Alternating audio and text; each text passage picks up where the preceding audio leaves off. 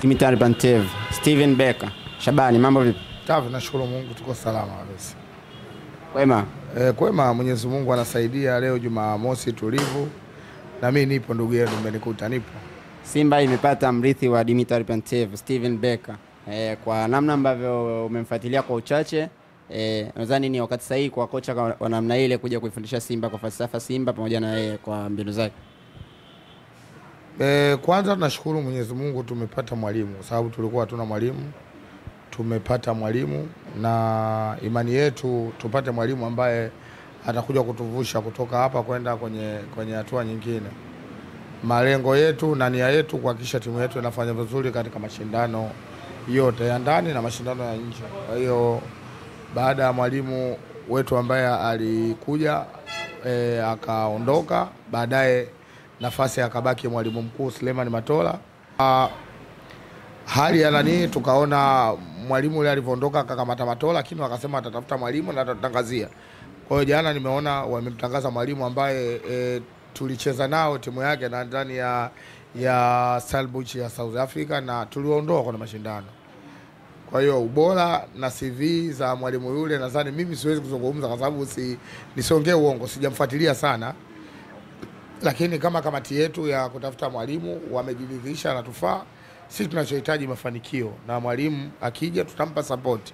Kwa hiyo kama wao wameona mwalimu tosha kwa ukubwa klabu yetu na hata tuvusha hapa kupeleka sehemu nyingine, basi sisi tumempokea kwa mikono miwili. Kwa uchache nilivyomfuatilia mwalimu, ni mwalimu ambaye anapenda kushambulia ndani ya dakika zote 90. Kwa namna Simba iliyofanya usajili msimu huu, nadhani atakuja kuendana na mifumo yake kulingana na aina ya wachezaji walioko pale Simba. Ikiwa mifumo yake ni kushambulia sana. Kuna maneno mengi yanazungumzwa. Nimeona wengine wanasema mifumo yao mwalimu hatumii namba 9. Hatumii namba 9, lakini ni mtu ambaye anapenda timu yake muda wote iwe inashambulia ili wapate matokeo. Wachezaji tuliokuwa nao ni wazuri, wamesajiliwa wachezaji wazuri, lakini sijaelewa kama mwalimu anayekuja anaweza hakaendana na hao wachezaji ambao walisajiliwa, sababu wachezaji wetu wamesajiliwa na mwalimu Fadru, na Fadru alikuwa na mfumo wake, labda inawezekana ukawa tofauti na huyu mwalimu, lakini akaja mwalimu mwingine naye vile vile saa nyingine na yeye alikuwa na mfumo tofauti. Leo amekuja mwalimu mwingine. Kwa hiyo hapa cha kufanya niseme tusubiri. Tukihukumu sasa itakuwa kama tunakosea, lakini sisi tunaomba kila laheri mwalimu haelewani na wachezaji, na lazima hapate wachezaji zaidi ya 10 na ambao wataingia kwenye kikosi ambacho yeye anahitaji kicheze. Lakini kama iwapo wachezaji hawatoingia kwenye mfumo wake, ina maana hilo litakuja tatizo tena lingine, kwa sababu usajili ushafungwa. Kuna dirisha dogo, huwezi kuingiza wachezaji 11 au wachezaji 12. Utaingiza wachezaji labda 2, 3, wamezidi sana 4.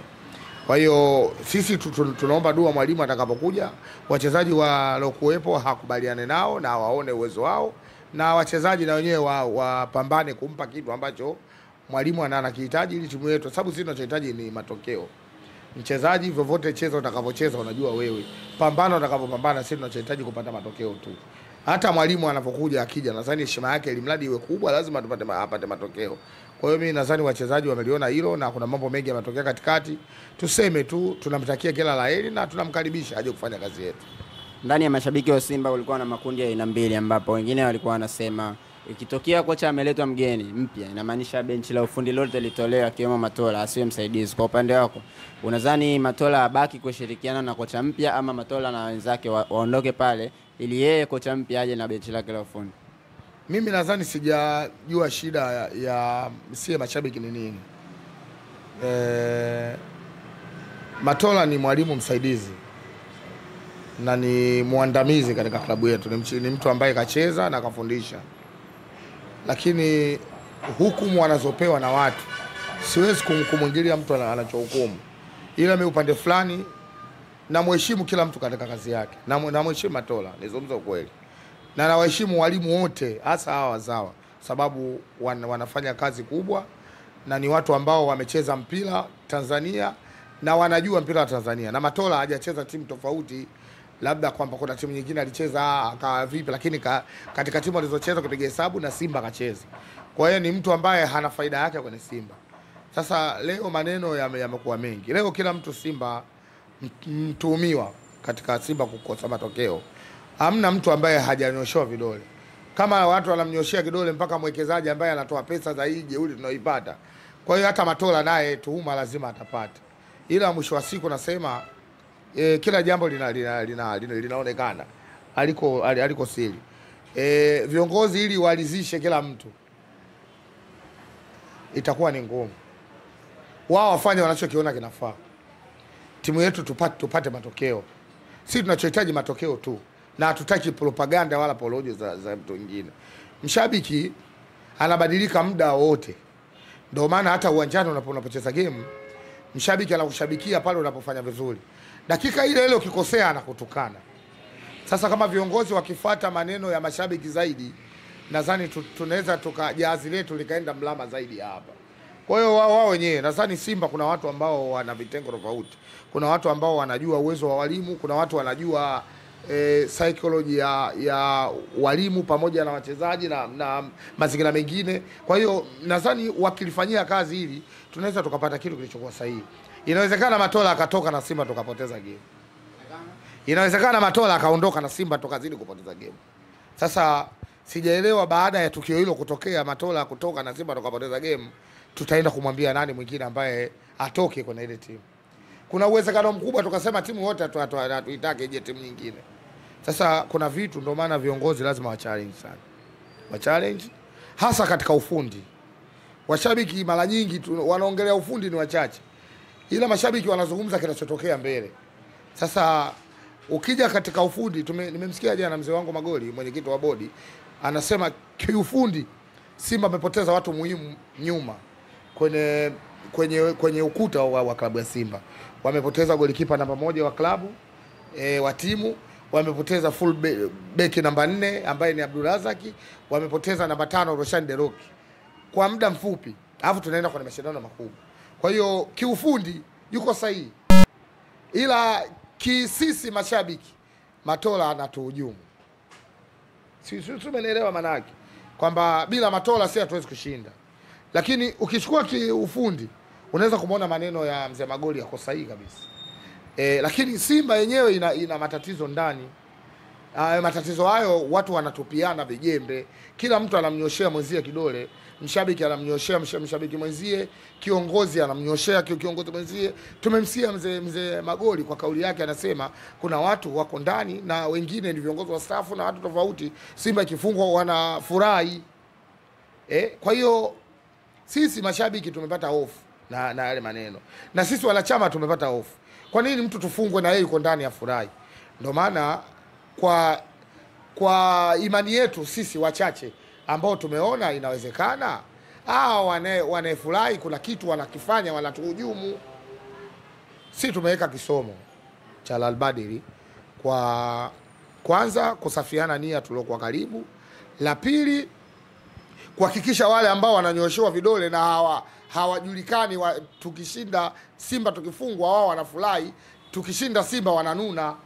Sasa kwa sababu mzee Magoli hajataja, kuna mtu ambaye anashtakiwa kwenye hii dunia na kila mwanadamu, sio binadamu mwenzio.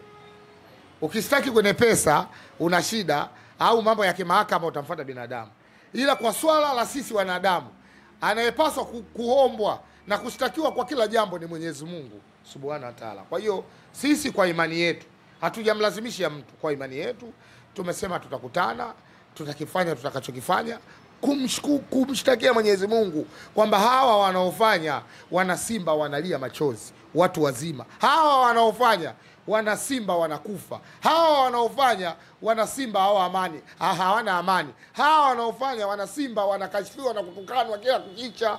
Ni watu gani? Hawa ni watu wa design gani Mungu? Kama uliwaumba kwa kutumia udongo kama sisi, basi na sisi tumeumbwa kwa kutumia udongo. Tunakuomba ya Rabbi, utuamulie maamuzi ya hawa watu, kwa sababu Mwenyezi Mungu ana hukumu hapa kwa kile unachokifanya. Ukifa kwa upanga, ukiua kwa upanga, utakufa kwa upanga. Kama ulipata mali kwa kudhulumu, hata ukiwa na zile mali miaka 50 zitaishi, zitaishia kwa kudhulumiwa na wewe. Hata kama wengine hawajui, watasema kuna mtu kamdhulumu. Inawezekana na wewe ulidhulumu. Hamna kitu cha haki kinachoenda kikaenda afu kisiende kwa haki. Ukiona kitu kimeenda sio kwa haki, basi iko wewe kitu umedhulumu. Kwa hiyo mimi niseme mwalimu ametangazwa, tunampokea na tunampa baraka zote. Viongozi wetu watulie, tumewasikia jana mzee Magoli na mwenyekiti wa klabu na CEO wa klabu Bi Zubeda wamezungumza mustakabali wa timu yetu. Vikao vyao walivyokaa vya mara kwa mara wametoa baadhi ya vitu, lakini na imani kuna maneno mengine yatakuja baada ya kile kikao, kwa sababu kuna sehemu za kurekebisha watasema, kuna sehemu za kuondoa kabisa ukaweka tena watasema, na sisi wana Simba tunasubiri kila jambo watakalolisema. Tukiona linafaa tutaliunga mkono, lisipofana sisi tutatoa mawazo yetu, kwa sababu kazi ya matawi ndio kushauri viongozi. Kwa hiyo kama kuna jambo lolote litakuwa limekosewa, sisi tutasema hili sio sawa. Okay, sawa. Kwa hiyo kwa namna ambavyo umetazama Simba na aina ya wachezaji walioko nao msimu huu, tutarajie pengine mnaenda kuinua kombe lolote msimu huu? Matarajio ya Simba miaka yote ni kuchukua vikombe vyote, na hakuna mwanadamu ambaye anayetoka nyumbani kwake akasema anaenda kutafuta mimi nikose riziki. Hakuna. Na hata Simba, hata vilabu vingine vyote vina imani kila mwaka lazima vichukue kikombe chochote, ikiwezekana vyote au chochote. Kwa hiyo malengo yetu na target yetu iko hapo hapo. Ndio maana baada ya ligi kusimama timu zinaboresha kwenye maeneo ambayo wameona hayako sawa. Watafanya usajili, watarekebisha baadhi ya maeneo kwenye mabenchi. Wenyewe viongozi kama kuna mtu hakutimiza majukumu yake watajua atafanyaje, na sisi wanachama tunajua tunafanya nini. Kuna vitu vingi vinafanyika. Kwa hiyo mimi na uhakika malengo yetu yako pale pale ya kila kikombe kuchukua. Okay, nikushukuru, kila laheri kuelekea kumalizia msimu kumalizia ligi ya msimu. Nashukuru sana, niwaambie wana Simba kipindi hichi ndio kipindi cha kutuliza akili zetu na kuhakikisha tunatengeneza mikakati ya kurudi, tutakaporudi kwenye ligi pamoja na klabu bingwa, kila mwana Simba awe na nguvu moja ili timu yetu iweze kusonga mbele. Shukrani. Nashukuru sana.